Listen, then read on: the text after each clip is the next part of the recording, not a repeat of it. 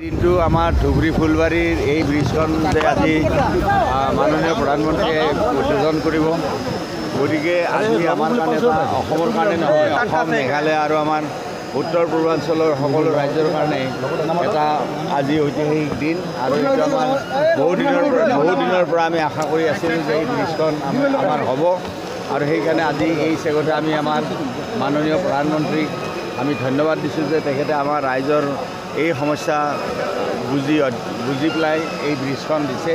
আৰু এইখন ভাৰতবৰ্ষৰ ভিতৰত আটাইতকৈ দীঘল 20 কিলোমিটাৰৰ ব্ৰিজ হ'ব আৰু আটাইতকৈ ডাঙৰ ব্ৰিজ এইখন হ'ব।